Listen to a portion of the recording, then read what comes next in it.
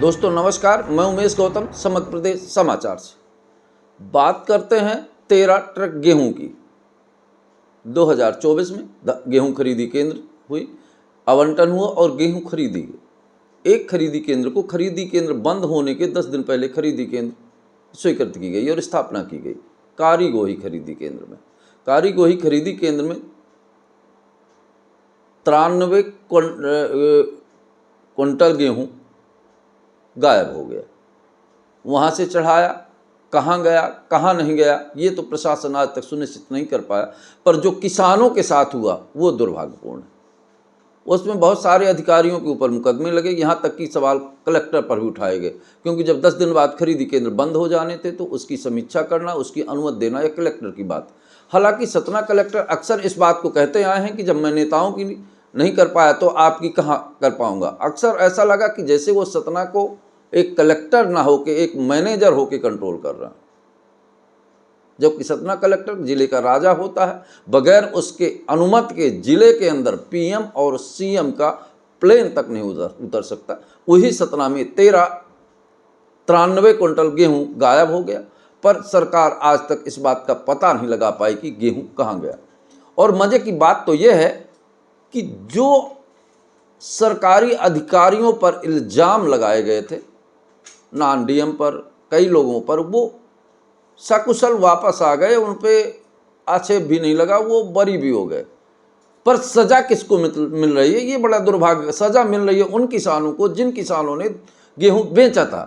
अगर नहीं बेचा था तो सरकार को उनको जेल के अंदर डालना चाहिए, अगर बेचा था तो उनके पैसे देना चाहिए। आज वो किसान एक स्लोगन लगाकर उसके सामने खड़े होकर कि 93 क्विंटल गेहूं कहाँ गया, चोर कौन है और प्रशासन मौन है का स्लोगन लगाकर सरकार से अपनी अपील कर रहे हैं।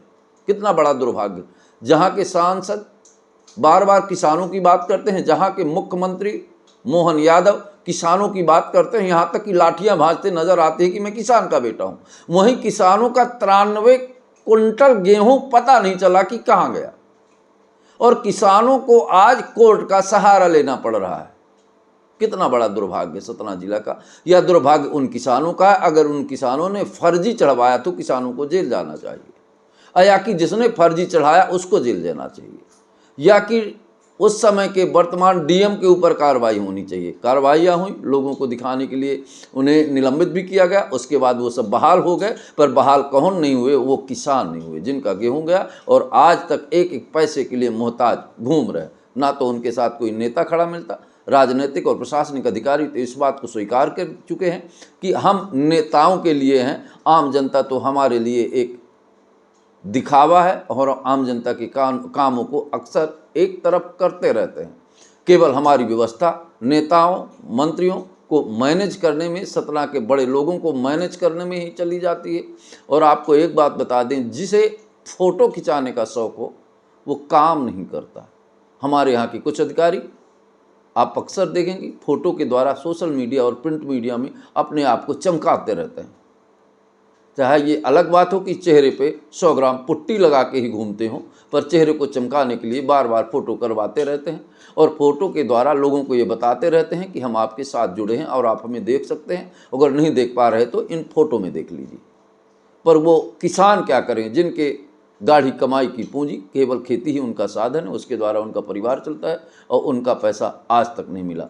आखिर कब मिलेगा पैसा? मेरा सवाल मोहन यादव से और सतना कलेक्टर से। कलेक्टर साहब, आप अपने दायित्वों का निर्वाह कब करेंगे, या एक जेंटलमैन बनकर ही रहना पसंद करेंगे?